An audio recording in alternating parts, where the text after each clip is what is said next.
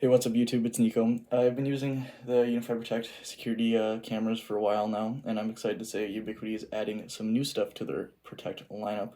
One of those things that's been announced, and I have my hands on here, is the Smart Sensor. They announced it and launched on their site here about the end of December. I think they had a video on it on their YouTube channel pretty early when it was in early access. But it's been public now since about the end of December, and I've had it in the beginning of January, and I've seen no one's posted a video about it, so I decided to do a quick unboxing and overview for all of you. Here's the box it comes in. It's pretty tiny, as you can expect from a small little sensor you're supposed to mount on your wall. Here's some stuff to compare the size. We have PU injector 802.3 AF from Ubiquiti, and a box of playing cards. Pretty small, skinny box to compare it against. So here we'll pull out this sensor out of the box. Presenter right out front. I've opened this one before, so it doesn't have the plastic wrap or battery pull tab on it right now. But comes like this. It's a small little sensor. Here's the PoE injector compared against it again, in the box of playing cards. It's pretty tube-like cylindrical, pretty rounded. It comes with a sticky pad in the back if you want to stick it to a wall or a door frame.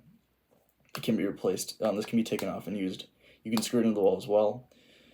And then this cover comes off to reveal the battery that can be replaced. I can show that off later in the video. In the box, you get another mount that can be replaced at the back when it's a tilt mount. You can use if you want to put this at an angle. It replaces the one that's on the back right now. And you'd use that if you want to put it into the corner of a room, like 90-degree corner, or if you want to aim the motion sensor that's at the bottom at something else. What else comes in the box? You get your screws, like I was talking about earlier, if you want to attach it to something else, along with your magnet for your door sensor. Bottom, you get your quick start guide, as with all Ubiquiti products with your QR code. And then you get a little puck to remove the back panel to replace either this tilt one or to replace the battery. And then in the bottom you get some more extra sticky pads to replace these if you need to remove it or have an issue sticking it on. So that's what's all in the box. I will show you what it's like to use on the iOS app, and then show you some of the features of it and show you what it looks like also on the Web Protect version. So let's jump right into using those. To protect, and under accessories you will find the smart sensor up here at the top. So this is the UP Sense Smart Sensor. It has multiple features. Here's the list of features that they mention. So it's a motion sensor with a 5 meter, 16-foot maximum range. Magnetic door and window open close sensor, which I showed you is that small magnet that comes with it to attach to the door and the door frame. It has an accelerometer for garage door open and closed sensing. It's a temperature sensor, humidity sensor, and ambient light sensor. Along with it can detect alarm sounds that are UL217 and UL2034 alarm patterns. It also mentions that it can be used for detecting leaks with a water sensor adapter, which says would be available in 3-pack general release. This device is general release, and I have not seen anything on it yet. So hopefully we'll see something on that soon because I have a use for that. This device uses their BLE, Bluetooth Low Energy bridge from their Wi-Fi 6 access points. The range can depend a lot. They advertise a 15 meter, 49-foot range, but I think it can vary a lot depending on your building materials and where it is and the access points are and where the sensor is in your house. Then they go on to list compatible Unifi 6 access points that have the BLE, Bluetooth Low Energy bridge. This list I have found to be inaccurate because it's not updated regularly, as now the U6 mesh is now a GA general release AP that supports the Bluetooth bridge and is not listed here as of February 15th, 2022. The MSRP is $59 USD, and it is currently sold out. So now we'll hop over to adopting it on the iOS app, and I'll show you how the adoption works. Okay, now we are in the iOS Protect app here. The sensor is sitting right in front of me right here on the ground with its LED light on solid white, meaning ready to adopt.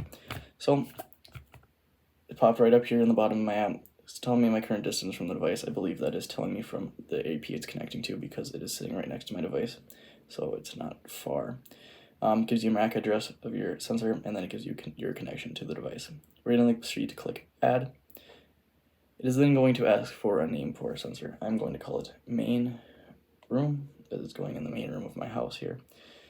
Then click Adopt. It's going to currently ask for a list of events to capture. There's a long list here of settings and stuff to choose. I'm just going to quickly skip through this, and we will talk about all these sensing and detection modes later in the video.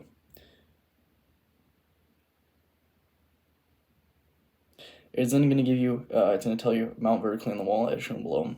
This is a simple way to mount it, but there's many other mounting options and how they show you to use it in the settings that are in the documentation on the website, along with you scan the QR code that comes in the packaging. We'll then click next, and it will immediately be populated right into our devices page on our iOS Protect app. You can see there's my one camera is currently at the front door, and then the device right there, and then the sensor right there, and then I can talk about the device currently below it because device is currently in EA. So we'll hop right into the app then here. It will show you the two readings I selected during the initial setup here at the top, which is the humidity and temperature. You can then go into the info of the device. You can edit the name of the sensor. You can then check the battery level. Mine's currently at 65%. I've been using it here for a little while and been doing a lot of testing with it, so it's been draining, so it's currently at 65%. You can click in there. You can click this button to view the instructions on how to replace the batteries. I'll show you how you can do that later here in the video. And then as long as the connection to the bridge, 22%, I'm pretty far away from my nearest Bluetooth LE bridge access point here at my house, so it's pretty low right now. And then it's going to give you the operational uptime, just 3 minutes and 27 seconds, as we've just adopted it here to our system. And you can click on the about page. It will give you current firmware and the MAC address of the device. You can then go back into the readings here and adjust what you would like it to measure. We'll talk about this more later. And then you can locate the device, which will flash the LED on the device here for a couple times so you can see where it is. And then you can restart it and factory reset it if you need to. Now we'll hop over here into the WebOS app, and I'll show you what it looks like there. The Unifi Protect web application. You can see my camera here and the sensor showing up right here, showing the current things that are set, which are the humidity and temperature as shown in the iOS app. It then gives you the name, a simple battery measurement icon, its IP address, which is just the IP address of the bridge device, either the access point or router. And then gives you the Bluetooth signal, which is 33% currently, and then it gives you the humidity down here at 43% again. You can click into it. It'll pull up a side panel right here with similar things to what was shown in the iOS app.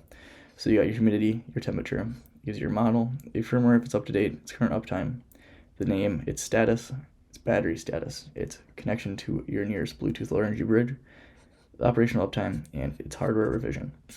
You then go in detections here, which will show stuff if you have the motion detection set. We'll go over that again later. And then you can go into settings here, change the name, turn the LED on the device on and off. You can pair it to a camera if you would like, so I can choose my front door camera if I like.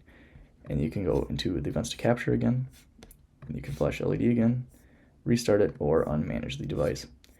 So now I'll hop back over to the camera. I'll show you some of the other stuff on the web app, and I'll show you how you can replace the batteries and some of the other things you can do with it. Okay, now we are in the Protect app on my phone. Right now I'll go back here to the home screen of my Protect app with my cameras and devices here. So first I'm going to show you how to replace a battery and another little cool feature of the device. So I'll set my phone on here. So I'll take this battery tool, there's a little tab, a little notch here on the back. You take this tool, insert it into here, and wedge it in there to pop the cover back off. There we go, cover popped off. So, as you can see in the back here, here's your CR123 replaceable battery. There's a little button here, as you can see in the iOS app, that is pulled up on the side. It says tamper detected, as it's detected the rear cover has been removed from the device. And then down here, there's two little pins that I believe is how they're going to connect the water sensor later when they add that to this device. So I'm guessing it'll be a cover that'll snap on the back. So you can just take the cover then, apply it, and just squeeze it back onto the device. There, it's attached again. So there's that, and then as you can see in the Protect app, it says tamper detected. You can scroll down here to the bottom and click clear tamper status, and it should clear that once it gives it a minute. So then some other stuff you can do is you can go into the readings here. So currently it says my battery life estimate will be great, as I'm just detecting temperature and humidity. So some things you can do when you're detecting temperature and humidity is set a safe zone. So if I click set safe zone here for the temperature, it'll give you two little sliders. You can adjust the maximum temperature and the minimum temperature that will consider a safe zone. click apply. It'll turn the temperature there green, telling you that it's within your safe zone that you have set. You can do the same thing for humidity. Apply that, so now they're both green. So you have a few placement options here up at the top with door, window, garage, and none of the above. I currently have selected none of the above because it's just sitting here. I've just been using it for temperature and humidity, but to demonstrate, I will set it currently to door. So we'll say the door is currently open. If I take this magnet, and put it next to the door sensor here, it will say that this door is closed, if I can get it in the correct position here. There we go. So now it's showing the door is closed. If I take it away, it will show that it is now open. I can do the same thing for a window. If I put it back here again, it will show that it is closed. Oh, it's a little finicky, you know, I have it mounted. There we go. Now it's closed and open. Then you can also select garage door. So I hold the sensor like this, and I select garage door. It'll say the garage door is open, but if I just give it a few tilts here, it'll take a second to get set up, and it'll figure itself out usually. It doesn't like being tossed around. There we go.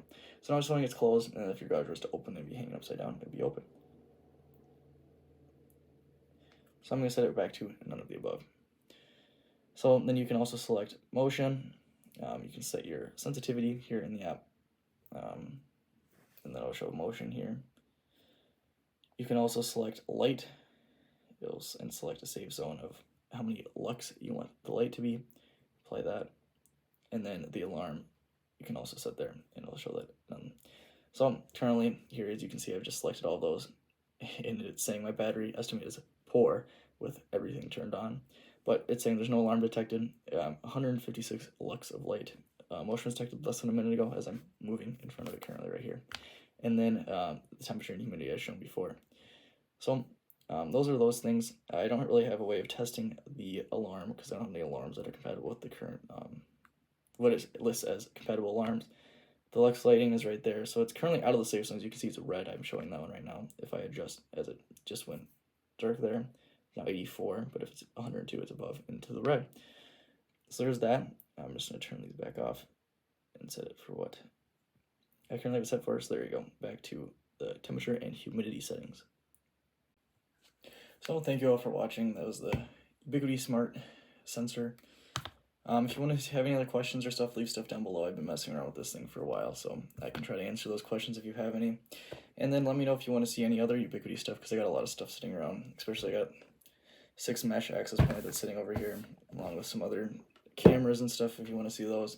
But I figured I'd just throw this video together since I haven't seen anyone else post about this, and I'm sure a lot of you are interested in the new devices that Ubiquiti is adding. So have a good rest of your day, and hopefully you enjoyed the video.